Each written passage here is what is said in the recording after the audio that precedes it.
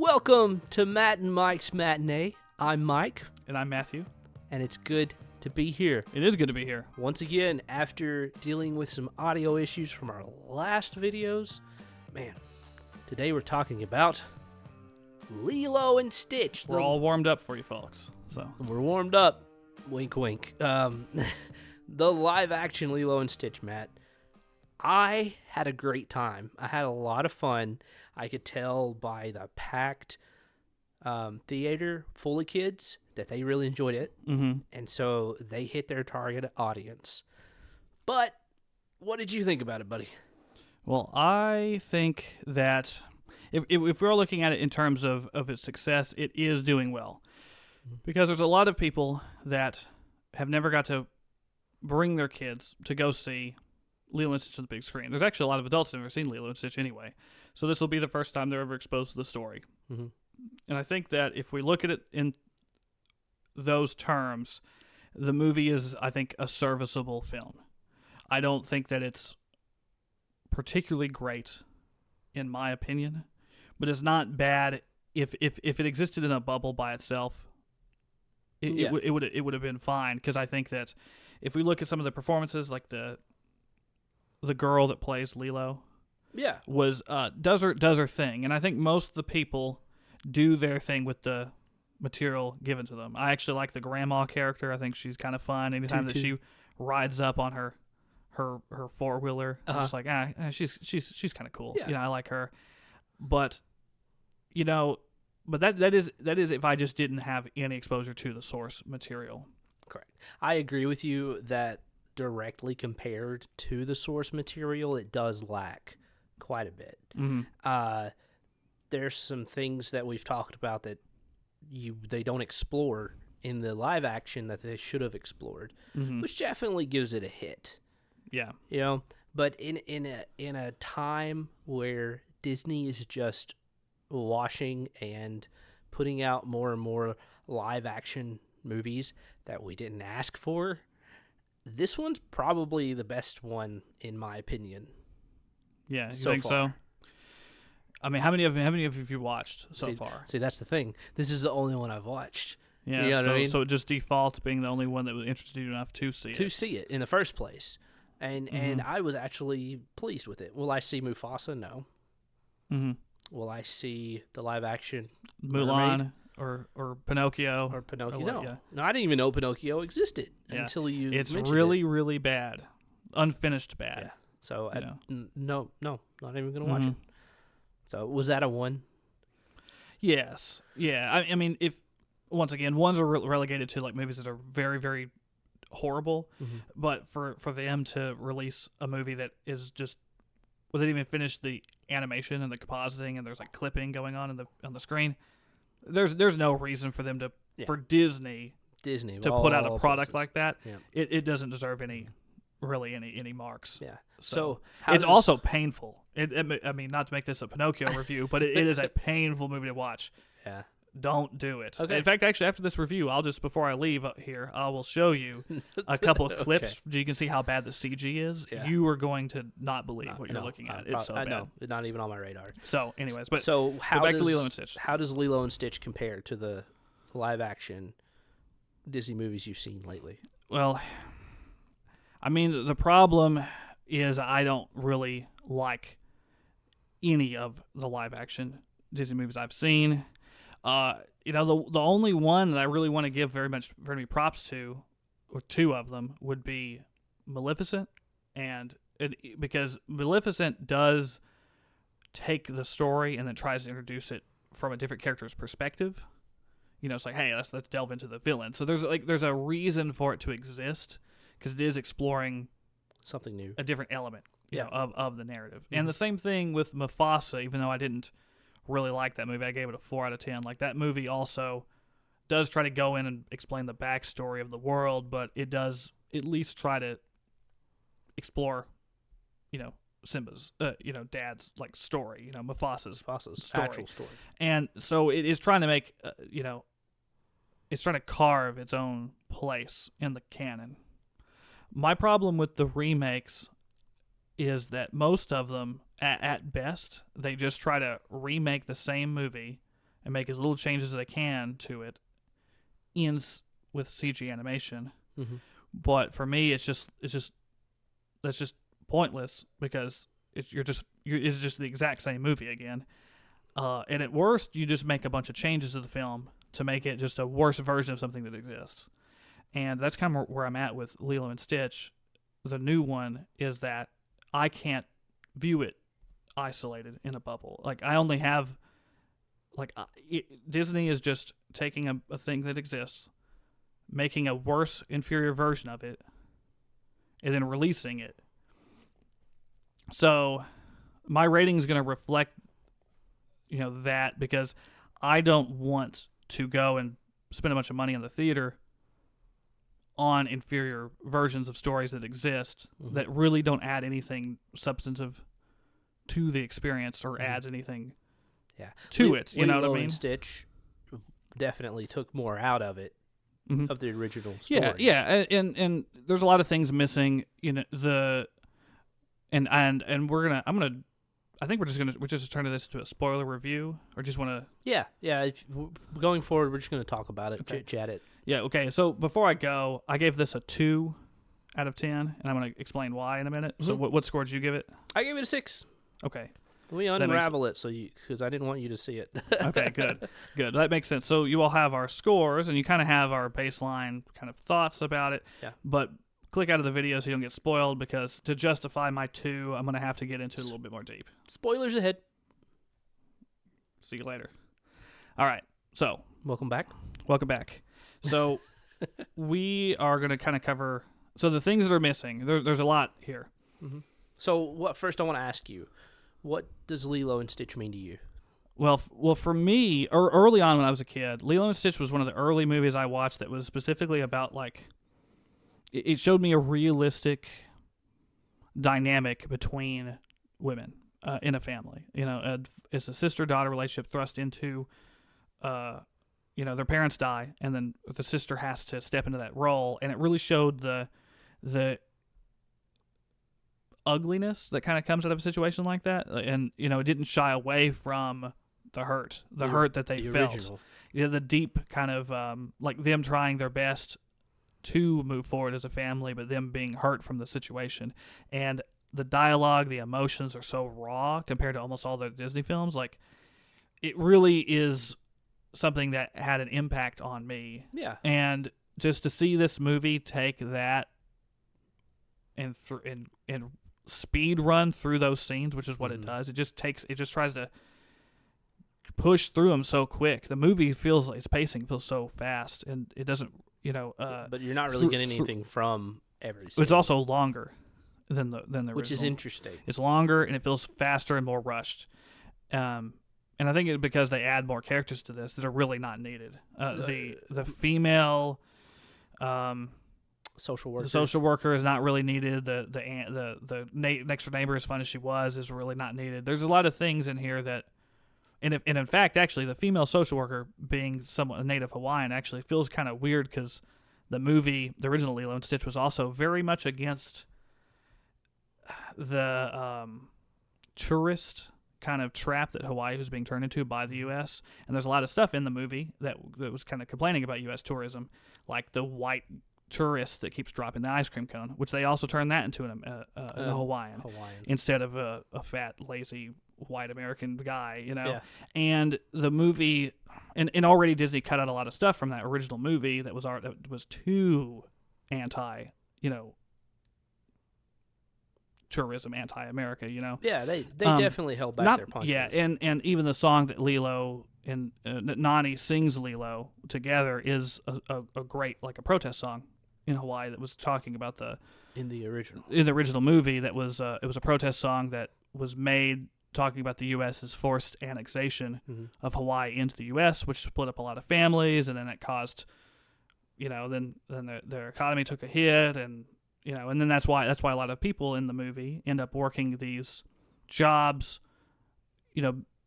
dancing and kind of like playing up the cliches of Hawaiian culture. In the original. Yeah, for it to be, for a tourist trap, for the entertainment of people coming over there, and as they build all the resorts, and stuff on the lands. And I just think that this movie like pulled a lot of that away from the movie, and it was more subtle in the original. It's not, but that subtext was important because it kind of bleeds in. Like the original social worker wasn't a Native Hawaiian; it was a U.S. CIA agent that was coming in, being like, "Hey, So once it split up the family, which once again parallels the song and the themes of that was going on.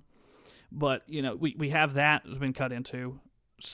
Stitch doesn't really feel as good, like his the little ugly duckling scene where he relates to the novel, where he's like he feels displaced and he feels like he's always been shunned and like completely not considered to be like gone. Not even just like he's just like shunned because he's like different and he doesn't really feel like he's at home anywhere. And then he reads that and then he kind of realizes he has this potential like chance to change and be loved and have this like found family. That's like really, really rushed. It's not even in the new movie. No, it's not in the new movie. And then the scenes where he's like becoming a part of the community, where he's like hula dancing and surfing with everybody, and just in a relaxed way. They don't, not in an action scene way, but just is in like a point where he's finally starting to feel love and respected with not only Lilo but Nani as well, and Dave and all these other characters. That's gone, So I feel like the heart of the movie, that emotional kind of core that runs through, isn't here, and that hurts it a lot for me, because that's what was important. It was just an early movie that made me realize that I really like the empathetic side of this movie. I really like the emotional love and bonding and found family stuff. There's a lot of things in here that are really good messages for people to connect with, and it just hurts. And I think that's why this one hurts me so much, and the reason why I want to give it a 2, because I really hate the fact that they sanitized this movie, took a lot of the love and the emotional core away from the movie, and it feels so much more hollow and flat. Yeah. In a movie, in one of the other movies, it was just an act, like just full of music, and it's just like an adventure movie, or if it was just like an action movie like Atlantis. If that was done and it was a little drier, it wouldn't have mattered. But this one in particular, it hurts to see it so diminished, and also the fact that I don't want to financially support more of these being made, especially if this is all they're going to do. Yeah. If they would have gone... That's where I'm at. That's why I'm at a 2. If they would have gone scene for scene and then maybe added a little bit more to it, I think we would have definitely had a much stronger movie. Now, what they did with Jumba, and his design was absolutely horrible.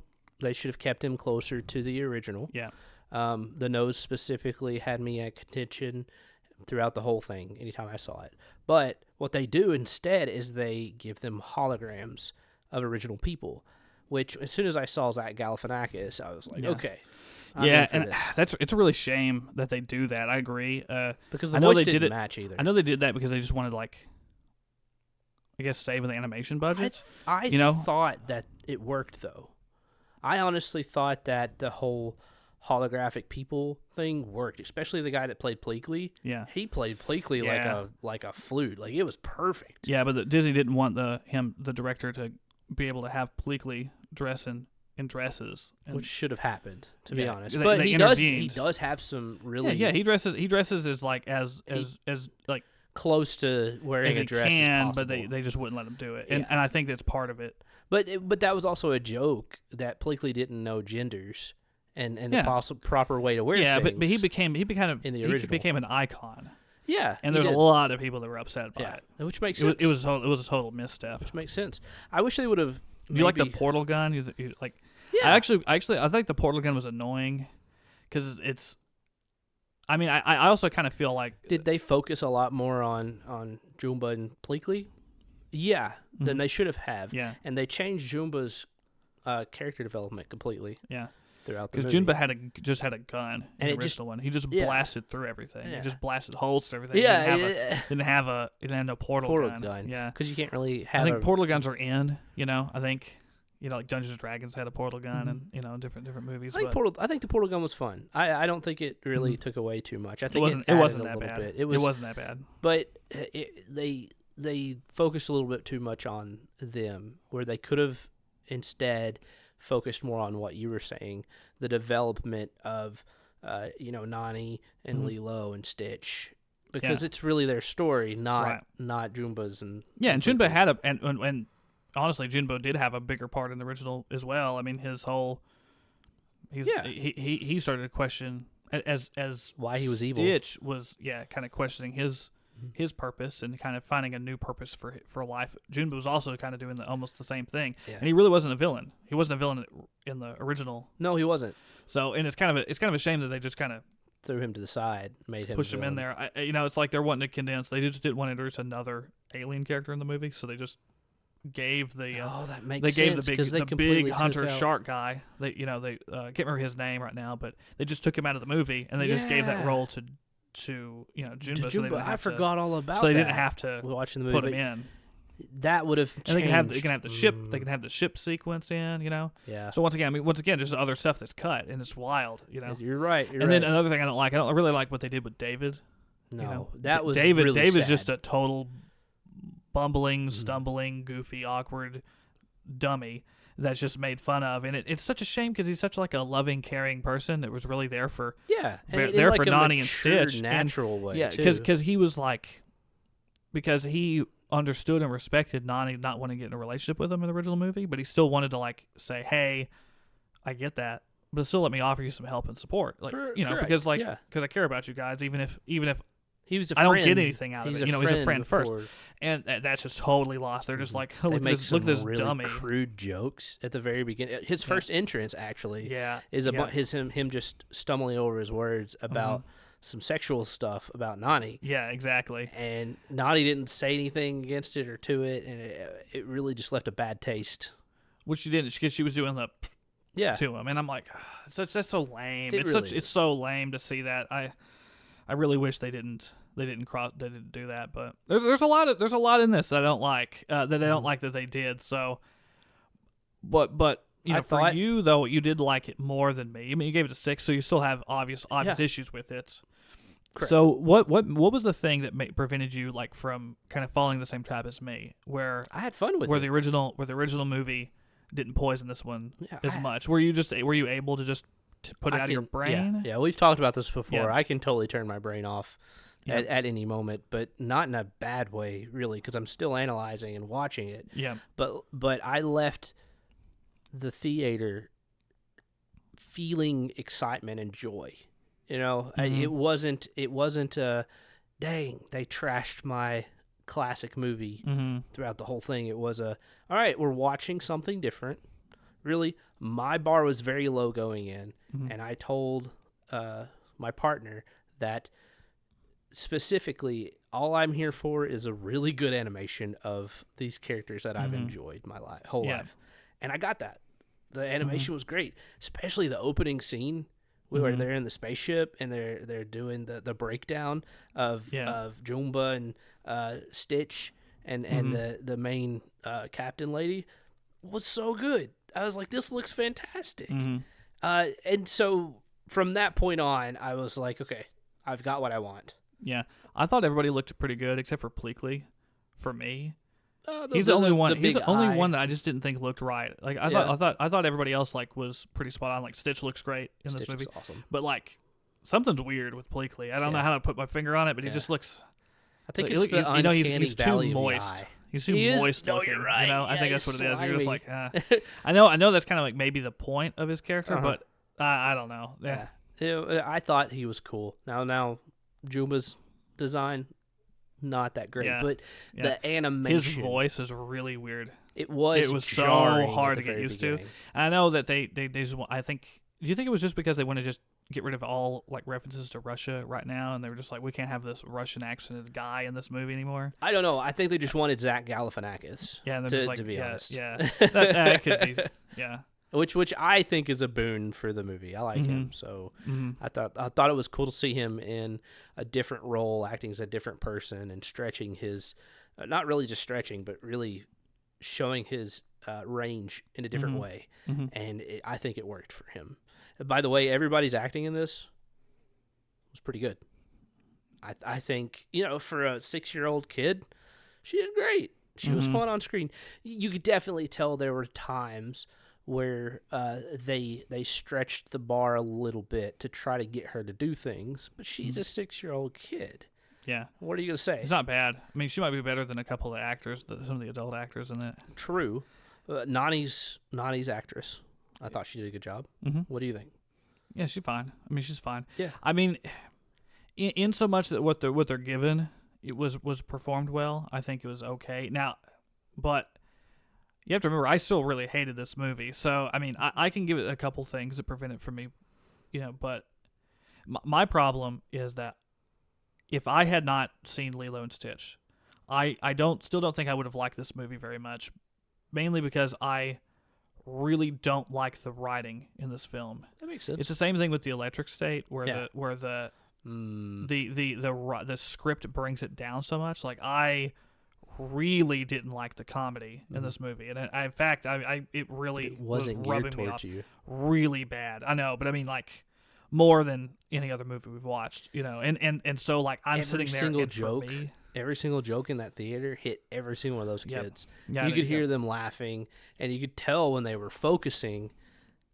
That's when they made a good Right, joke. true. And the kids were like, Yeah. "Hey, I'm back in the movie." Yeah, and that's the deal, and you can see, like, why it appeals to people. But once again, like I said, when you're dealing with humor specifically, Yeah.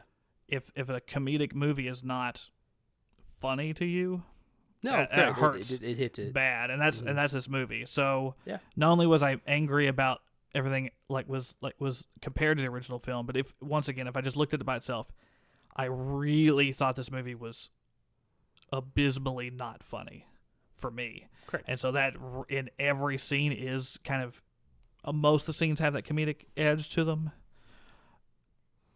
And it did not sit well with me. So so just the whole time it's just like, Yeah. it just was really not doing anything for me. And so the dramatic scenes are okay. But I just think about how much emotional weight the original performances had once again, and I'm watching it and I'm like, it's fine, it's okay, like what they're doing, but I really like. I mean, it's like night and day from the original one. It's definitely you can't if you watch it through the filter from the past into the future through the original, you can't hold a bar to I can't separate it. Yeah. So yeah, I could turn it off. I enjoyed the movie from a standalone perspective. I thought the jokes were funny because I stepped into my childhood self and watched it from, a child's perspective more than I did like a person who's seen all these mature, scary, action movies. Not scary because I don't watch scary movies, but still, I enjoyed it. I thought it was Mike's fun. starting to. We're getting to him. No, you're not. Listen. You gave 1 a 9. Don't give me that. But it was Sinners. It's not a traditional. He's making excuses. I'm making excuses now, but we'll get you. It's not The Conjuring. I know. It's not. Yeah. I know. So, I know. Anyways, tangent. We're just having a little fun with Mike. It's okay. Tangent. Right. But still, I thought Lilo and Stitch was fun. I really enjoyed it. It wasn't the best. It wasn't the greatest, but for a lot of the time that we've spent away from that story, I think it's a good start to maybe, if they actually learn from what people are saying about it, for them to actually continue to build onto it and make something good. Like if we had a live action story of the Lilo and Stitch TV show, that would be an absolute blast. I think that would be so much fun. Maybe not even like following the same characters or something like that, but the idea of all these different experiments getting activated all over the island, and then you seeing the cool different powers they have, and then the struggle that our characters get through it, and then they overcome them, and then they make friends along the way. Simple formula. Yeah, it would be fun to see live action. That's your hope, is this to be turned into a series and get into original material. That would be amazing. Yeah. But if they gotta follow the original story, they just have to. If they don't, then it's gonna be a miss, kind of like this one was. So that's it. That's all I got to say. Yeah, that's all I have to say. So So I think we kind of covered it. So yeah, that was Lilo and Stitch. it was Lilo and Stitch. We'll see you on the next episode. Thank you for being here, and see you on the clip side. See you, everybody.